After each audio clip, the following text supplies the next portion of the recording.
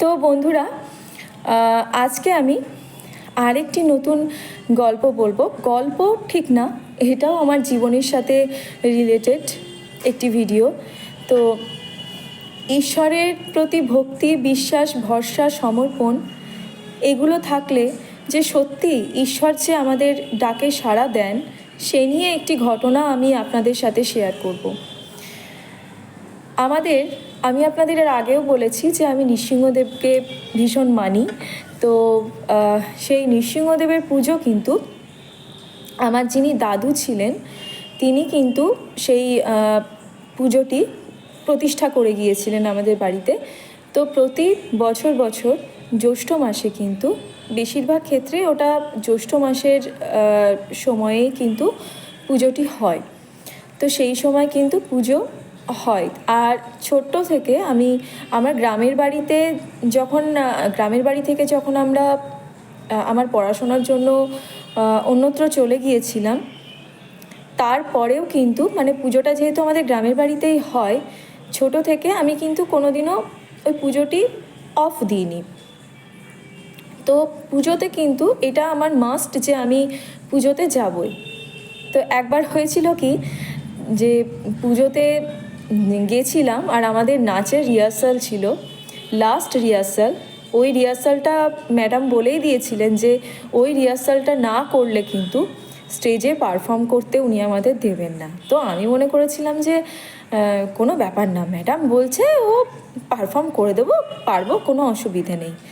তো আমি পুজোতে ওই একটা দিন না গিয়ে থাকতে পারিনি, আমি তো গিয়েছিলাম। তো যাকে সেসব কথা, আসল যে ঘটনাটি সেটি এই পুজোটিকে কেন্দ্র করে তো হয়েছিল একবার, যে আমার একটু পারিবারিক একটু সমস্যার কারণে কিন্তু আমার বাবা মা পুজোতে সেইবার যাবেন না। আর আমিও শ্বশুর বাড়িতে আছি, আমার খুব ইচ্ছে ছিল যাবার, কিন্তু আমার বাবা মা যেহেতু যাবেন না, সেহেতু আমি যদি যাই সেখানে আমার বাবা মার রাগ হতে পারে, সমস্যা হতে পারে। তো সেই সমস্ত পারিবারিক ব্যাপার আমি সেই সমস্ত অত ডিটেলসে ভেঙে বলছি না, যেটা আসল সেটাই আমি এখানে বলবো। তো আমার বাবা মা সেইবার যাবেন না, যথারীতি আমি আমার শ্বশুর বাড়িতে আছি। আমার বাচ্চাটি তখন সম্ভবত 3-3.5 এরকম বছর বয়সী। তো যেহেতু আমার গ্রামের বাড়িতে ওই পুজোটাকে কেন্দ্র করেই সবার সাথে সবার দেখা হয়, আমার ছোট্ট ছোট্ট দুটো ভাইজি, তারা মোটামুটি 11-12 এরকম বয়সী। তো ওদের মধ্যে ওরা ভীষণ এক্সাইটেড ছিল যে আমাদের পায়েল পিসিমণি আসবে, আর পায়েল পিসিমণির ছেলেকে আমরা চটকাবো, আদর করব। তো একটা বাচ্চা থাকলে একটা বেশ ভালো লাগে। তো ওরা আমাকে বারবার ফোন করছে যে পায়েল পিসিমণি তুমি পুজোতে আসবে তো? আমি তখনও পর্যন্ত জানি যে আমি পুজোতে যাব না। আমি বললাম, না রে বাবা, এই বছর আমার আর যাওয়া হবে না, কিছু করার নেই, আমি এবছর আর যেতে পারবো না। ওরা কন্টিনিউ ফোন করছে বারবার ও বাড়ি থেকে। আমার খারাপও লাগছে যে এতবার করে ওরা বলছে, আমি যেতে পারছি না। আমার দিদাকেও বললাম যে দেখো, সমস্যায় পড়েছি, আমার বাবা মা এদিকে যাবে না, এবার আমি যদি যাই সেটা একটা রাগের কারণ হবে।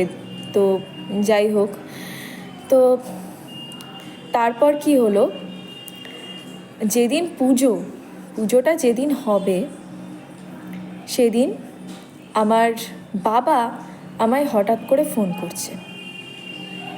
আমার বাবা ফোন করে বলছে যে পায়েল, আমরা আজকে যাচ্ছি পুজোতে, তুই কি আসতে পারবি? তুই যদি আসতে পারিস তাহলে আয়। বাবার জন্য আমি যাচ্ছিলাম না, আর সেই বাবা আমাকে ফোন করে বলছে যে তুই যদি আসতে পারিস তাহলে তুই আয়। আমি জানতে পারলাম যে আমার এক উত্তরপাড়ার জেঠু, সেই জেঠু গাড়ি করে যাচ্ছে। তো আমার বাবাকেও বলেছে যে তুই আমাদের গাড়িতে উঠে পড়, একসাথে আমরা যাব। বাবাও যাবে না, আমার জেঠুও ছাড়বে না। তো এমনভাবে ওরা গেছে। আমার তো তখন আমি আমার দিদাকে ফোন করে বললাম যে দেখো দিদা, এরকম এখন আমাকে বাবা ফোন করে বলছে যাওয়ার কথা। আমার দিদা বললো, আমি তো তোর বাবাকে বললাম যে মেয়েটা তোমাদের জন্য পুজোতে যেতে পারছে না, আর তোমরা এখন পুজোতে যাচ্ছ। তারপর তোর বাবা তোকেও ফোন করেছে। তো আমি প্রিপেয়ার ছিলাম না আসার জন্য। তো তারপর আমি আমার হাজব্যান্ডকেও বললাম যে দেখো এই সমস্যা, আমি কি করে কি যাব, ব্যাগ গোছানোর ব্যাপার আছে। আর তখন যেহেতু ছেলে ভালোই ছোট, ছেলের খাবার, ছেলের সমস্ত ওষুধপত্র সমস্ত কিছু নিয়ে যেতে হতো।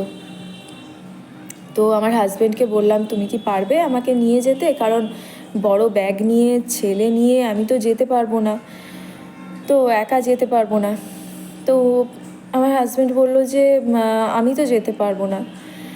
তো আমার তো তার আগে পর্যন্ত, তখনও পর্যন্ত ভীষণ রাগ হচ্ছিল নৃসিংহদেবের প্রতি, যে ভগবান, আমি তোমায় এত সম্মান করি, এত ভক্তি করি, আর তুমি কি না সবাই মানে এত বাধা বিপত্তি দিলে, তাও আবার আমার বাবা মা যাচ্ছে, অথচ আমার যাওয়াটা মাঝখান থেকে তুমি ক্যান্সেল করে দিলে।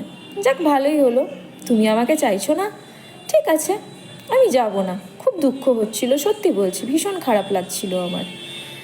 তো তারপর আমার বাবা আমায় ফের ফোন করে। আমার বাবা বলে যে আমার এক পিস্তত ভাই আছে, অ্যাডভোকেট, তো ও কলকাতা থেকে সেদিন যাচ্ছে, আমাদের গ্রামের বাড়ি পুজো দেখতে যাচ্ছে। তো ও কিন্তু প্রতি বছর যায় না পুজোতে, কিন্তু ও সেইবার যাচ্ছে। তো আমায় বাবা বলল যে তুই তাহলে এক কাজ কর, তুই ওর সাথে চলে আয়, ওর সাথে যোগাযোগ কর, তুই ওর সাথে চলে আয় তাহলে। আমি আমার হাজব্যান্ডকে বলে তাড়াতাড়ি করে কোনো রকমে ব্যাগপত্র গুছিয়ে নিয়ে সন্ধ্যের মধ্যে, পুজো শুরু হওয়ার আগেই আমি পৌঁছে গেছি। তো গিয়ে ভালো করে নৃসিংহদেবের দিকে তাকালাম, যে তোমার মনে মনে এই ছিল, সত্যি রাগ হচ্ছিল, খারাপ লাগছিল, ভীষণ দুঃখ হচ্ছিল, কিন্তু ভগবান এক নিমেষে কীরকম ব্যবস্থা করে দিল সব কিছু। তো সত্যি আমি মনে করি, আমি ভিতর থেকে বিশ্বাস করি যে বিশ্বাসে মিলাই বস্তু, তর্কে বহুদূর। এর পিছনে কোনো যুক্তি আমি দিতে পারবো না, কোনো তর্কেও যেতে পারবো না। যার যার বিশ্বাস, ভালোবাসা, ভক্তি সব নিজের কাছে। আমরা যদি এটাই সবসময় মনে করি যে কোনো অদৃশ্য শক্তি আমাদের রক্ষা করছে, তার উপর আমরা নির্ভর করব কেন? জেনে শুনে আমরা তো তাকে দেখিনি, প্রত্যক্ষ করিনি, কিন্তু ওই অদৃশ্য শক্তিটি আছে বলেই হয়তো আমরা অনেক খারাপ কাজ করার হাত থেকে নিজেদের বিরত রাখি। ওই অদৃশ্য শক্তি ভরসা আছে বলেই হয়তো আমরা আমাদের কঠিন সময়ে নিজেকে শান্ত রাখতে পারি এবং সেখান থেকে বেরিয়ে আসার একটা সাহস পেয়ে থাকি, তাই না? তো যার যার বিশ্বাস তার নিজের কাছে। তো বন্ধুরা, কেমন লাগলো আজকের আমার এই ঘটনা, এই ঈশ্বরের ভক্তির প্রতি যে ঘটনাটি আপনাদের কেমন লাগলো অবশ্যই আমায় কমেন্ট করে জানাবেন, আর ভালো লাগলে আমার চ্যানেলটিকে সাবস্ক্রাইব করে দেবেন।